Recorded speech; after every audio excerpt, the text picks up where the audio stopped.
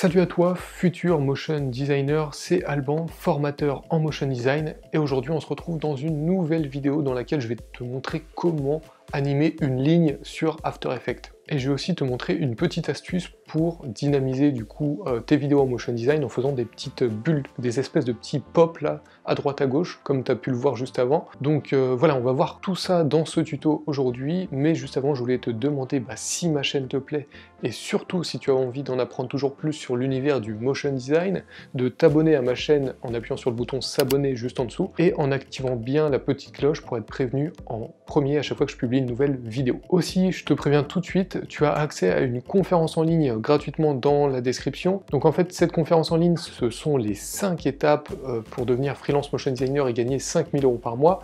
Donc je te montre pas à pas comment devenir freelance motion designer, comment gagner tes premiers euros en tant que motion designer. Si par exemple aujourd'hui le motion design c'est ta passion et que tu aimerais bien en faire ton métier, eh bien c'est tout à fait possible. Bien sûr, il faut un peu d'expérience, etc. Mais c'est tout à fait possible que tu puisses monter d'ici un an à 300, 400 € la journée avec tes clients en motion design. Donc voilà, je t'explique comment faire, toutes les erreurs à ne pas faire, je te montre tout pas à pas dans cette conférence, donc va la voir, c'est entièrement gratuit. Voilà, du coup j'ai fait le tour et je te dis à tout de suite sur l'ordinateur pour que je te montre ce fameux tuto pour animer une ligne. Alors, comment animer une ligne sur After Effects? Donc tu vas voir, en fait c'est hyper simple, on va utiliser des calques de forme. Donc tout d'abord, on va commencer par créer une nouvelle composition, sinon on va pas pouvoir y travailler. Moi je vais mettre un fond blanc, hop, 1920 par 1080, c'est toujours ok.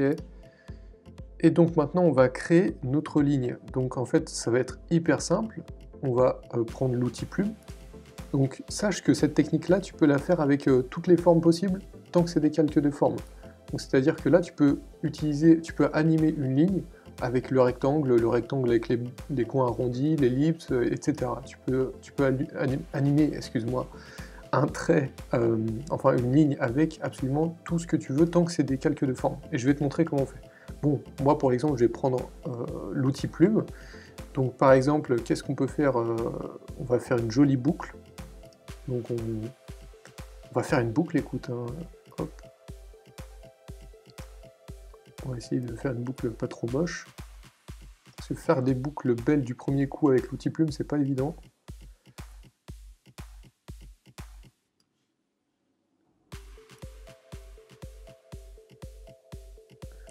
Voilà, elle est réussie cette boucle. Donc voilà, là on a notre ligne. Hein. Maintenant tu vas me demander comment l'animer, et c'est pour ça d'ailleurs que tu es sur ce tuto.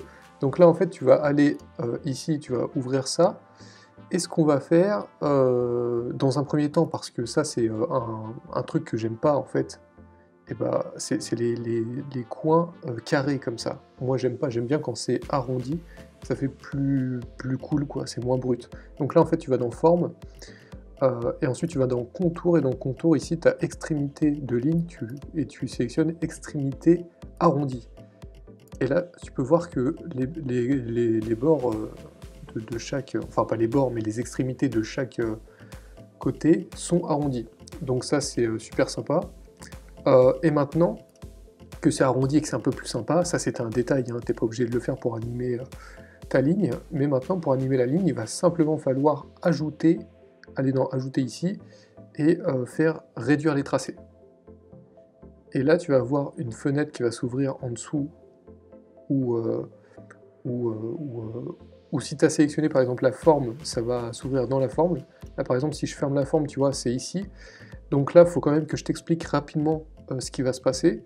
C'est que si tu crées plusieurs formes, donc par exemple si on duplique, alors c'est pas du tout ça que je voulais faire, je voulais sélectionner ça et le foutre, voilà.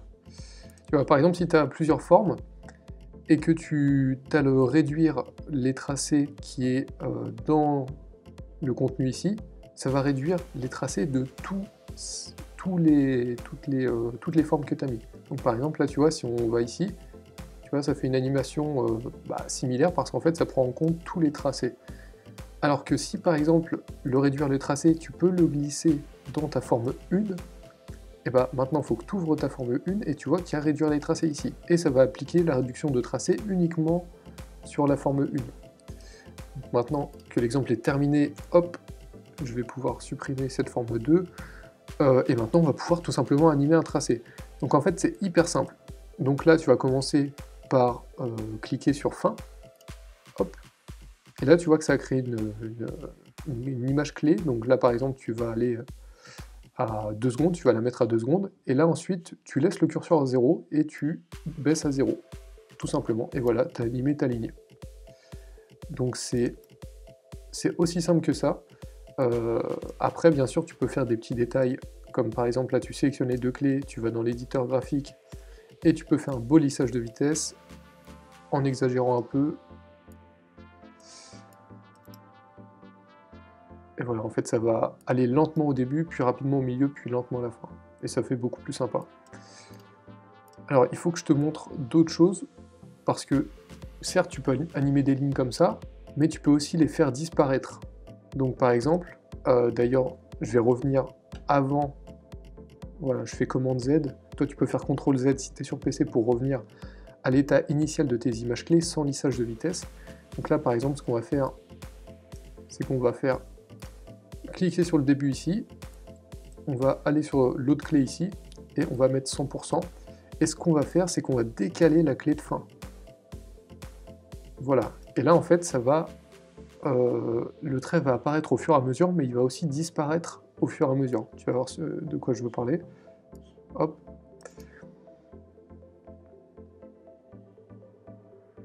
Voilà, et tu l'auras compris, plus tu décales les deux choses, les deux animations de fin et de début, plus le trait va être long.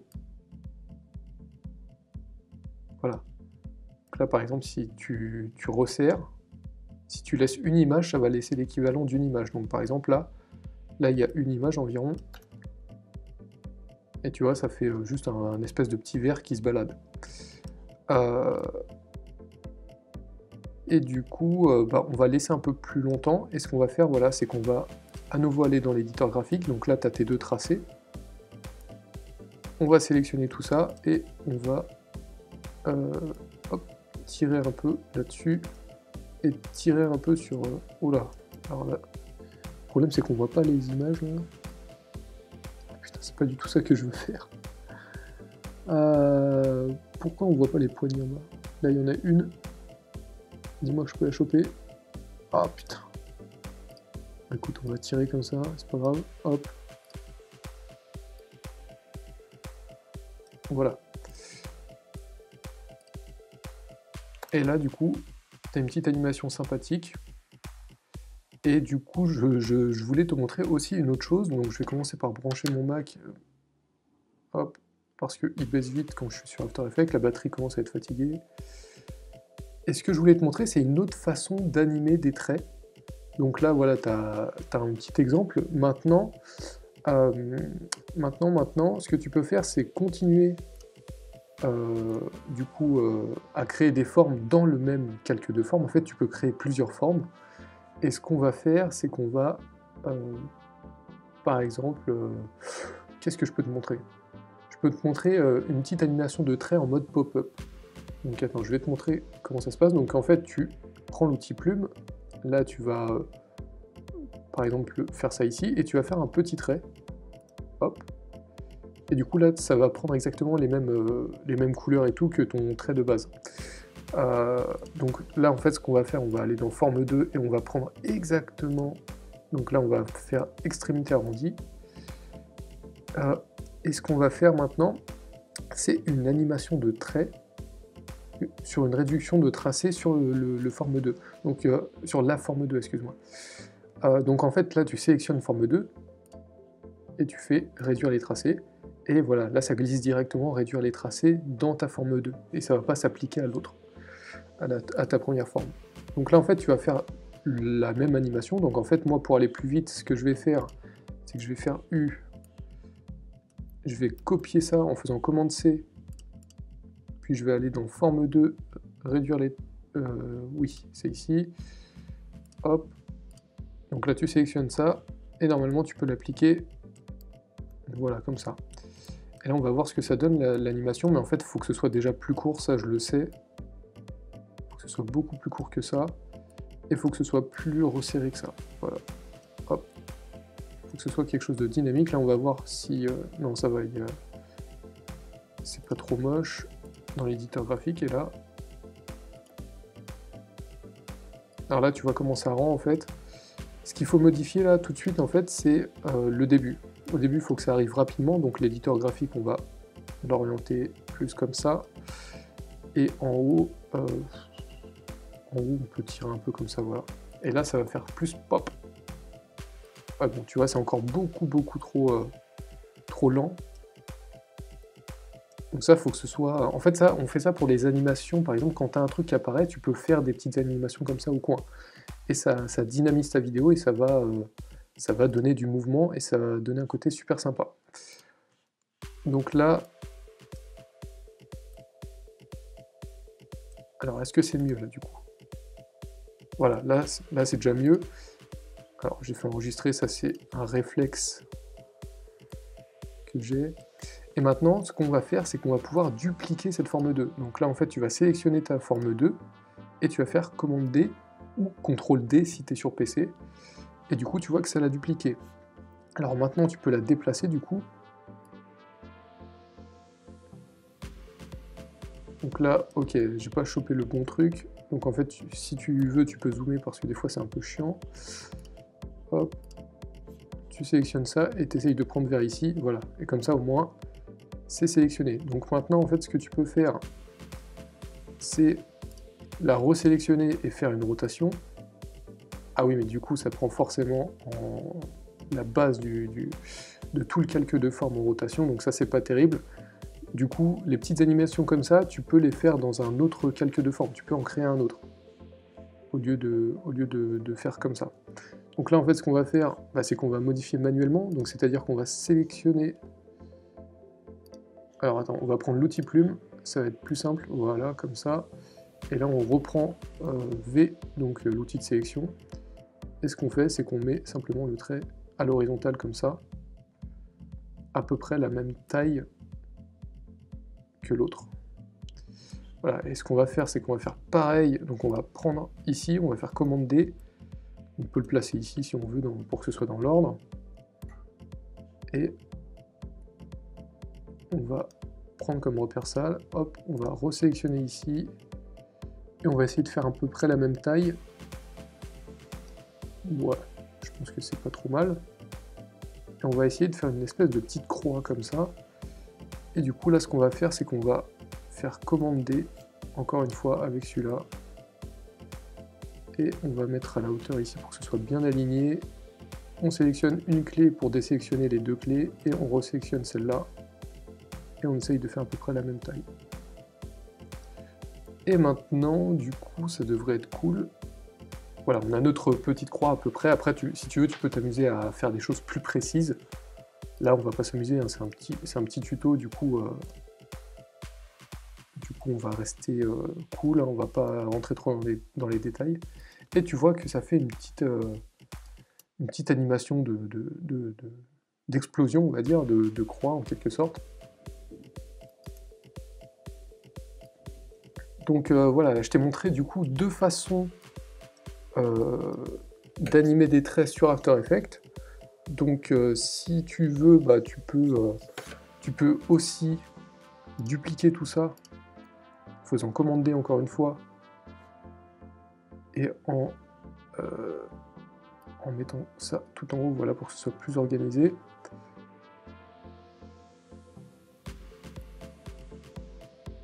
Et du coup, non, là j'ai appuyé sur le truc réduire, donc ce que tu vas faire, hop, tu vas appuyer sur Shift et tu vas régler ça avec les flèches, voilà, pour aller plus vite. Et là, du coup, ce qu'on peut faire, c'est décaler les tracés aussi. Alors attends, on va faire U. Et là, hop, on va prendre... Est-ce que j'ai pris les 4 bons? Non, j'ai pas pris les 4 bons. Ça, c'est où, ça? Ça, c'est ici. Ok, donc on prend tous les derniers.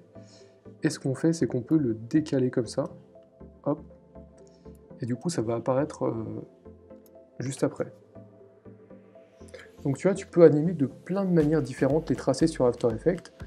Donc voilà, écoute, je pense que j'ai fait le tour. Tu as vu que c'était assez simple.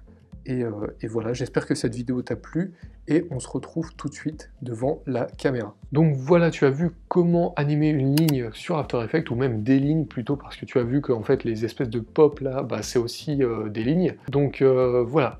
Je t'ai montré globalement comment faire, comment dynamiser tout ça, comment faire un lissage de vitesse sur tout ça. Et voilà, si la vidéo t'a plu, n'hésite pas à mettre un pouce bleu juste en dessous, ça me ferait super plaisir. Et n'oublie pas encore une fois d'aller checker la conférence en ligne, les 5 étapes pour devenir freelance motion designer et gagner 5000 € par mois. Du coup, on se retrouve bientôt sur ma chaîne pour une prochaine vidéo ou un prochain tuto sur After Effects ou Illustrator. Du coup, je te dis à très bientôt, c'était Alban, ciao!